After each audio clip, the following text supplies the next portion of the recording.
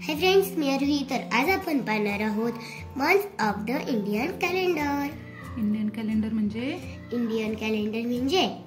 आपलं भारतीय दिनदर्शिका. म्हणजे मराठी कॅलेंडर. पाहिले तू मराठी कॅलेंडर? नाही. आपण इंग्लिश कॅलेंडर वापरतो. त्याच्यामध्ये मराठी महिने असतात ना? हो. नाही, हे पण 12 महिने असतात. मनपासून हे 12 पर्यंत. इथे मध्ये काय नाव दिलंय बरं? इंडियन मंथ्स म्हणजे भारतीय महिने म्हणजेच मराठी महिने. किती असतात मराठी महिने? 12. कोणते कोणते? चैत्र, वैशाख, ज्येष्ठ, आषाढ, श्रावण, भाद्रपद असतो. पण इथे भाद्र दिलेला आहे. अश्विन, कार्तिक, मार्गशीर्ष. त्याला दुसरं नाव काय आहे? अग्रायण, पौष, माघ, फाल्गुन. हे झाले 12 मंथ. हे मराठी महिने झाले 12. बरोबर. हो. आता मराठी महिन्यामध्ये किती ऋतू असतात? 6. कोणते कोणते? वसंत, ग्रीष्म, वर्षा, शरद, हेमंत आणि शिशिर. हे झाले 6 ऋतू. इंग्रजी महिन्यामध्ये किती ऋतू असतात? 3. मराठी महिन्यामध्ये असतात 6 ऋतू असतात. आता वसंत आणि ग्रीष्म ऋतू आहे. वसंत आणि ग्रीष्म म्हणजे काय? उन्हाळा. चैत्र, वैशाख, ज्येष्ठ.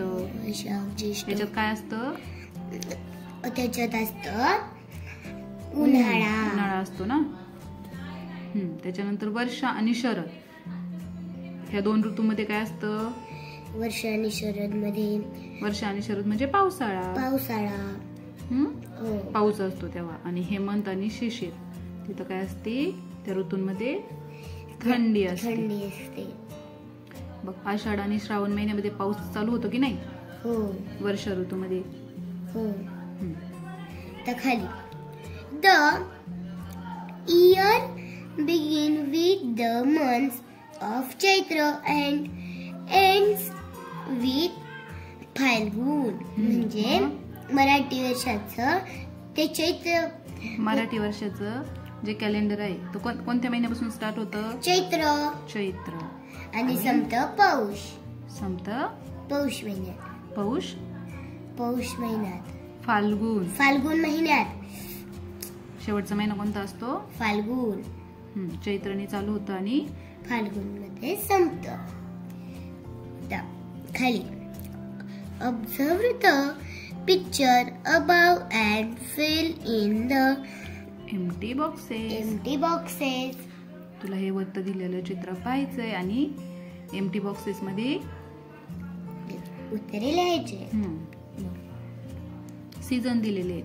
काय? पहिला सीझन वसंत. कुठे आहे बरं वसंत? ग्रीष्म. इथं कोणता ऋतू येईल तो तुला लिहायचा आहे.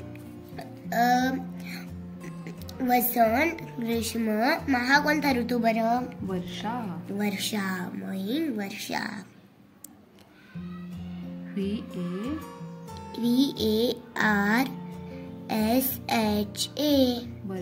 वर्षा. नंतर शरद.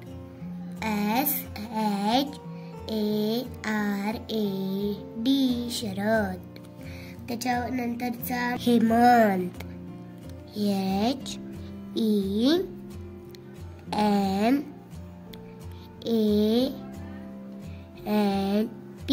हेमंत. नंतर शिशिर. शिशिर.